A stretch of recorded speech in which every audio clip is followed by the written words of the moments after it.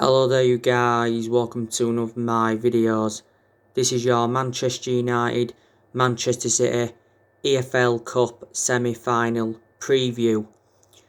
It's Wednesday night, 8:15 kick-off at Old Trafford. We did play Manchester City in the EFL Cup semi-final last season. We got knocked out because it was 3-2 on aggregate. We lost the first game 3-1 at Old Trafford. We won the second leg at the Etihad 1-0. And we played City earlier on this season in the league at Old Trafford and we drew 0-0 with them. And that game lacked a lot of quality. The best chance in that game came from Riyad Mahrez. I think all our chances in that game against City were half chances. So hopefully this game on Wednesday night doesn't replicate the game earlier on in the season. We did beat City though 3 times out of the 4 times we played them last season, because we did beat them both times in the league.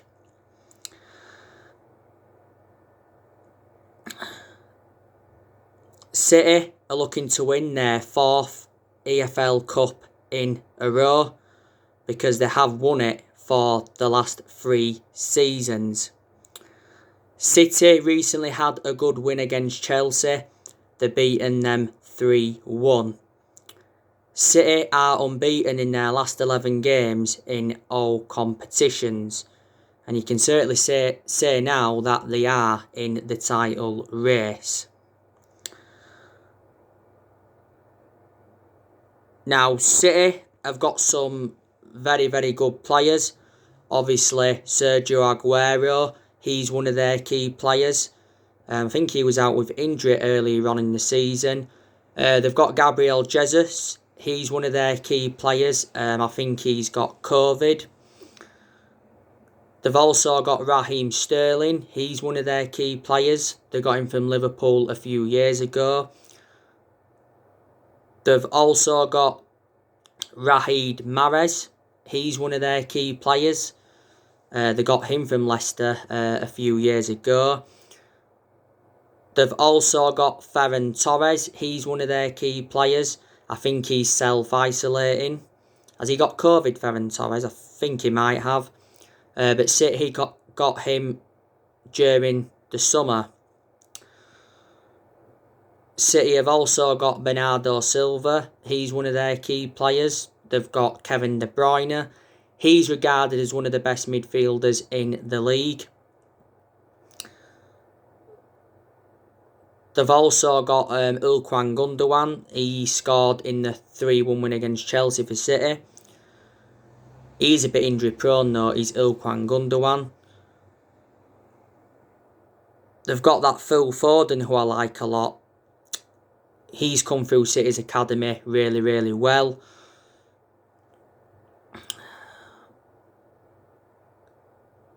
Kyle Walker, they've got him. By the way, he's got COVID as Kyle Walker. They've got Benjamin Mendy. I think he's been in trouble because he broke COVID-19 rules, didn't he, Benjamin Mendy? He's injury prone anyway. City have got a good goalkeeper in Edison, but I think he's actually got COVID. City actually started Zach Steffen against Chelsea. That was his Premier League debut. Zach Steffen is City's second choice goalkeeper. City have got Nathan Ake. They got him last summer, but Nathan Ake has been out with injury. They've also got Laporte. He's out with injury at the moment. They've got that Ruben Diaz. They got him during the summer. They've got that Eric Garcia of Man City. I think he's recently tested positive for COVID-19. It's actually said that City could miss 7 players for this game on Wednesday night. So that's given us a boost, hasn't it, going into this game. City let a few players go. Obviously, they let David Silva go last summer to Real Sociedad. Vincent Kompany left them now quite a few years ago. And Otamendi, I think, left them, was it, last summer. You know, City have got one of the best managers in the world in, you know, Pep Guardiola. Pep Guardiola has been Man City manager now since 2016. So he's been at City now for over 4 years. Earlier on this season, he signed a 2-year contract with Man City. And he's won quite a few trophies as Man City manager. Obviously, he's won the EFL Cup a few times. He's won the Premier League twice. And he's won the FA Cup. City won the domestic treble a few seasons ago. And that's the season they finished on 100 points. Pep Guardiola's priority at City is actually to win the Champions League, because Man City have not won the Champions League yet. I think the furthest they've got in the competition is the semi-finals. Pep Guardiola was at Barcelona before City. Obviously, he won the Champions League with Barcelona, and before then he was at Bayern Munich. Came close to winning the Champions League at Bayern Munich, but he didn't. Guardiola spent over £1 billion in his managerial career, but more than half of that has been spent on that Man City team. Now, before City had Guardiola, they had Manuel Pellegrini. You know, they won the title under him, and they also won the title under Roberto Mancini, and when they won it under him, it was their first title in, 44 years. So, with 6 or 7 City players missing, by the looks of things, City could go with a similar lineup as they did do against Chelsea, couldn't they? Now, we're going into this game on the back of a 2-1 win against Aston Villa. That was our last league game. Like I said to you on the match reaction to that game, that was a very, very entertaining game of football. You know, there was a lot of chances in the game. Obviously, our goals came from Anthony Martial, and the other one came from a Bruno Fernandes penalty.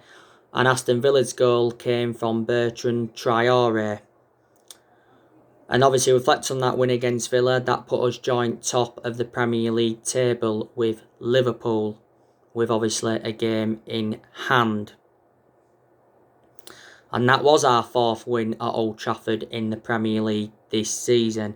I think Solskjaer's going to make some changes in this game against City from the 2-1 win against Villa, but I think we are going to put a strong team out because it is a semi-final.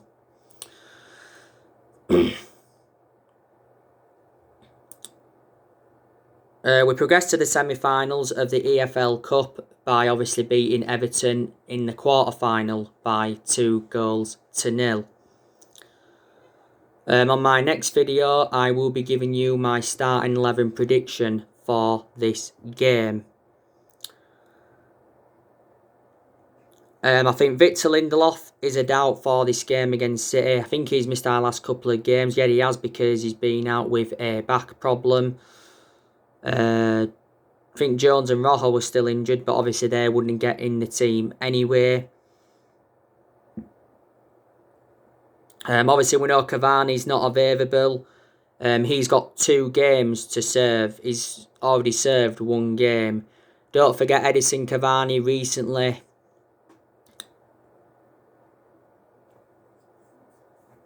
got given a 3-match ban, and he got fined £100,000 from the FA for the racist comment that he put on social media last month.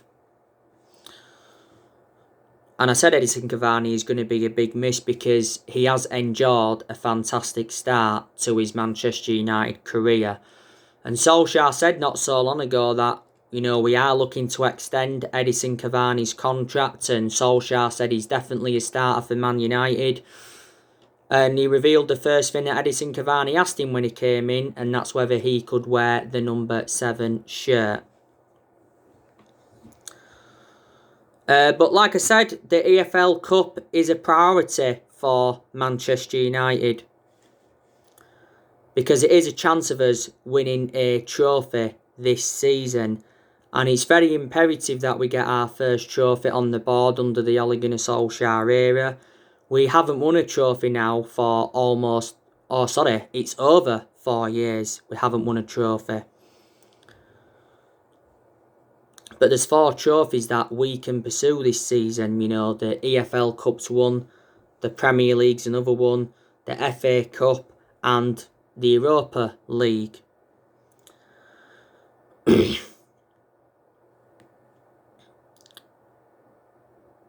You know what I mean? But we have played City quite a few times in the Cup, haven't we? Didn't only play them last season in the Cup. I think we once played them at Wembley. We got beat 1-0. We once got them in the FA Cup third, or was it fourth round, beating them 3-2. Don't forget that game, was it back in the 09-10 season, when we played City in the League Cup. Obviously lost the first leg 2-1, but won the second leg 3-1 at Old Trafford. That was a late goal from Wayne Rooney. We had that fantastic 4-3 game. That wasn't in the Cup, that was in the Premier League. But do you remember when Michael Owen scored that late winner?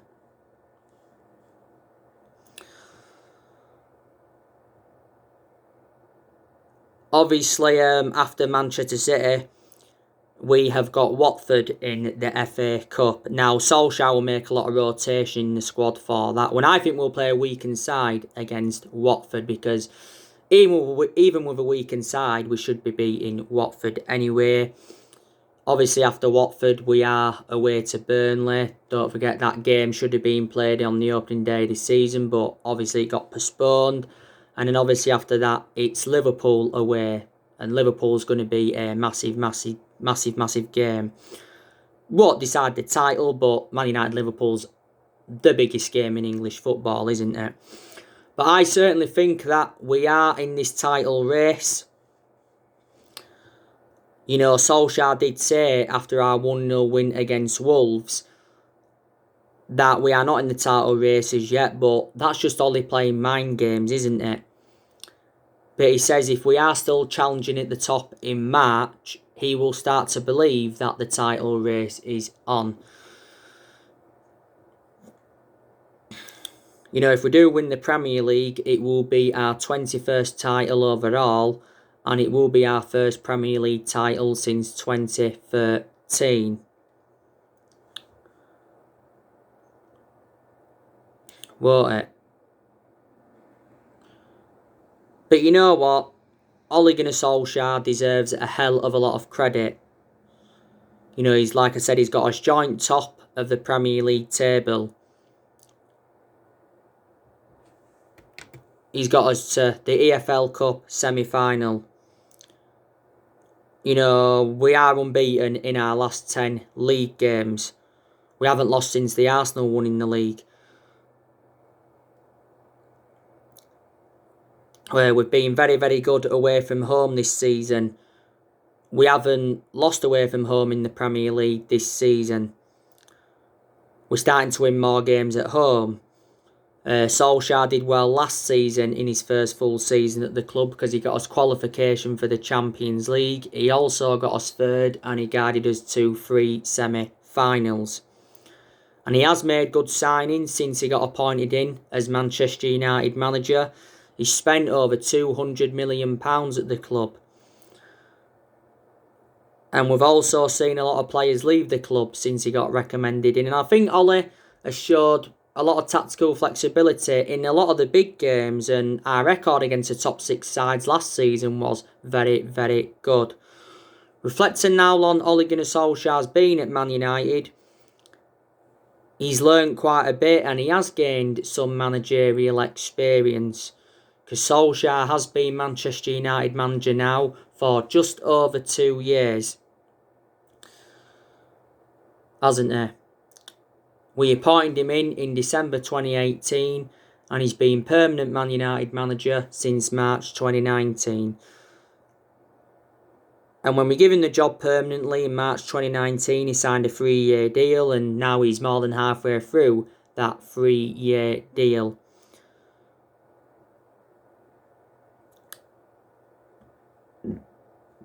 You know, Solskjaer's priority is leading the club to long-term success. And I'm starting to change my perception on Solskjaer slowly. You know, I'm starting to believe now he is the right manager for Man United. Obviously, my perception was totally comparison earlier on in the season, because earlier on in the season, I was very critical of Solskjaer, and so too a lot of Man United fans, and we was demanding him out of the football club because we have enjoyed bad periods under him, and he has obviously been under pressure quite a few times.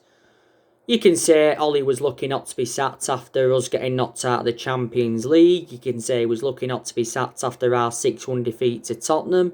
You can say he was lucky not to be sacked at the first part of last season. It's with him being a club legend, isn't it? You know, our board have softened their stance on him. Now, obviously, this January transfer window is Ole Gunnar Solskjaer's 5th transfer window at the football club, and you know, I think the board are going to back him in this January transfer window, and hopefully they back him in the summer transfer window as well, because Solskjaer will probably still be Man United manager at the end of this season. You know, if he's here next season, that will be his 3rd full season at the football club. But Ed Woodward has come out several times to support Ole Gunnar Solskjaer. Don't forget, Woodward said last year, we will back Ole Gunnar Solskjaer with a long-term plan centred around summer transfer windows. Now, I've said to you, haven't I, that there is problems at the club, but the board has been one of the biggest problems at the club for quite a long time now, reflecting how poor our recruitment policy's been, and obviously none of the managers have been backed enough since Sir Alex Ferguson left. But like I say, we have got a lot of players on our agenda. Earlier on today, I give you the news on Amad Diallo Traore from Atlanta. He's moved to Man United now, is imminent. Fabrizio Romano, who's reliable, he's said not so long ago that he's flying to Rome to finalise the paperwork and complete the documents, and then it said in the next few days he will fly to Manchester. Back in October, we agreed a deal worth £37 million with Atlanta. It's 19 million up front with add-ons included. Atlanta said that they want to get him back on loan for the remainder of the season, but we have resisted that offer. And Ole Gunnar Solskjaer's excited about him coming in. And he said, you know, the deal was close. I think he will immediately get into our first team. So what day is it today? Monday. Should be in Manchester probably on Wednesday. Shouldn't he? But I'm really, really looking forward to him coming in. Don't forget, he did get granted his passport. Now, earlier on today, I give you the news on Moises Caicedo.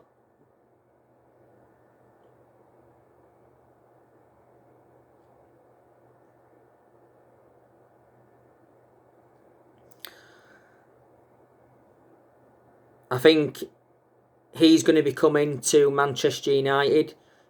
Probably this week, his move to Man United will be completed. Now, Fabrizio Romano has spoken about Moises Caicedo. He said his transfer to Man United is 90% done. But he needs to sign a work permit, does the player, for us to get him. I think we're going to get Moises Caicedo for, like, is it £5 million? I think there's going to be a 20% sell-on clause included. And I think he's going to sign a 5-year contract with Manchester United. Moises Caicedo has already revealed that his favourite club is Man United. He's 19 years of age, he's a holding midfielder, and he plays for Independiente del Valle. Made his debut for them around 15 months ago. He's played like 4 times for Ecuador as Moises Caicedo. He played in Ecuador's 4-2 win against Uruguay back in October last year. It was saying towards the end of last year that, you know, Chelsea were looking to hijack our move for the player, and Chelsea were in talks, and it also mentioned that Brighton and Newcastle were interested in him. But yeah, it said last year that a deal had been agreed between Man United and Independiente del Valle, and yeah. You already know the news on Erling Haaland. Reportedly now Ole Gunnar Solskjaer wants Haaland instead of Jadon Sancho. You know the news on Max Aarons. Man United have recently been interested in him. We've recently revived our interest in Jack Grealish. Don't forget, on Friday night, Solskjaer spoke to Jack Grealish after our 2-1 win against Villa. And reflects on that, some of our fans were speculating that Jack Grealish could be on his way to Old Trafford. And Grealish played very, very well in that game. Put some good crosses into the box and he kept the ball well. Most of the time now he plays on that left-hand side for Villa. Villa value him though at £100 million. We wanted Grealish during the summer, but Villa said that they wanted £80 million during the summer. And back in September he signed a 5-year contract with Aston Villa. But we're not only going to focus on the incomings this year, you know, we're also going to focus on the outgoings, because there is still deadwood at the football club that we need to get rid of. Now, like I updated you yesterday, Ole Gunnar Solskjaer is holding talks with 6 players that he wants rid of in this January transfer window. Now, I think we're going to get rid of Jesse Lingard. He could leave in this January transfer window, Jesse Lingard. We recently triggered that 1-year option on his contract, so Lingard's under contract with the club until the summer of 2022. Lingard doesn't get in our team now regularly anyway, but even when he did play, there was a period where he didn't score 1 goal or 1 assist in the Premier League for over a year. He scored in the 2-0 win against Leicester on the final day of last season. But I heard the likes of Sociedad have been in for him, Sheffield have been in for him, Celtic and Rangers inquired about getting him last year, and Villa at one point were in for him. Now Phil Jones, I think we're also going to offload him. Phil Jones is out with injury at the moment, or is he back now from injury? I'm not sure, but I know he has been injured if he's not injured now. He doesn't get in our team, does he, Phil Jones? You know, this is Phil Jones' 10th season at Manchester United. So he has been a long servant. You know, he has been with us since the Sir Alex Ferguson era.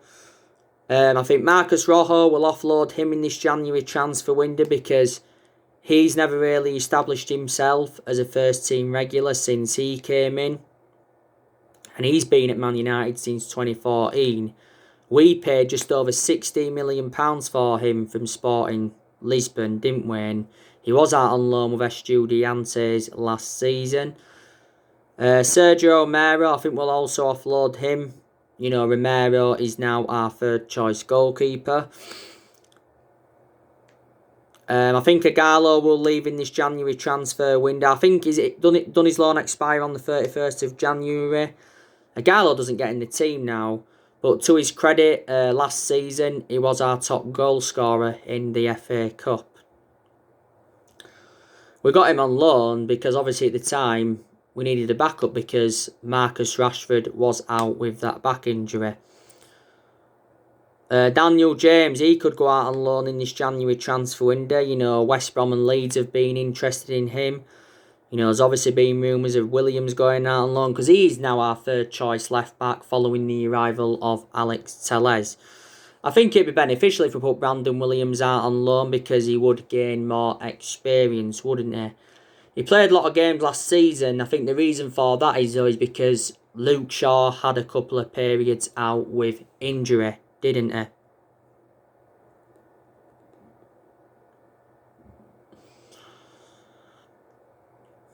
And I think we'll offload players in the summer. If Paul Pogba leaves Man United, he will go in the summer. I'm very, very sceptical that Paul Pogba will leave in this January transfer window. Now, Man United have recently rejected a Juventus swap deal offer involving Aaron Ramsey and Douglas Costa. Now, it says we are willing to let Paul Pogba... we're not willing to let Paul Pogba leave for Douglas Costa or Aaron Ramsey. But it says we will let him leave in a swap deal. There was reports coming out towards the end of last year saying that Juventus had offered us Adrien Rabiot or Aaron Ramsey, and it also said that they'd offered us Paulo Dybala or Federico Bernardeschi. Juventus prefer swap deal if they are to get him in this January transfer window, but it said that Juventus are only willing to pay £50 million. He'll go back to Juventus if he leaves Man United in the summer. You know, Pogba did enjoy 4 good years with them. Hasn't only been linked to a return to Juventus though. Real Madrid have been relentlessly linked with him. PSG are now back in for him, I think. And Barcelona and Inter Milan have been in for him before. But to Paul Pogba's credit, since he's come back from that ankle injury, he has done very, very well. Solskjaer said that the ankle injury earlier on the season was totally comparison to the one that he had last season. Don't forget, earlier on this season, we triggered that 1-year extension on his contract, so he's under contract on Man United until June 2022. Last month, Paul Pogba's agent, Mino Raiola, told 2OSport, don't forget that Paul Pogba's career at Man United is over. He said he's unhappy and he has to leave and he has to find a new club in this January transfer window. Then obviously Mino Raiola changed his statement, didn't he? But Solskjaer was furious with Mino Raiola's announcement because it was just before the game against RB Leipzig. This is Paul Pogba's 5th season at the football club since he rejoined. He's our most expensive signing at the moment because we paid £89 million for Paul Pogba, didn't we? Matic, you know, do you think he could leave in the summer? You know, do you think Juan Mata could leave in the summer?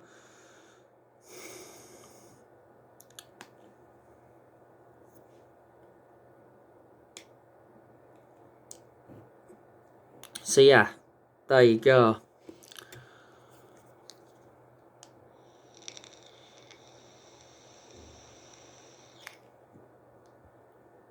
But there's also a lot of players that we will keep at Manchester United, definitely.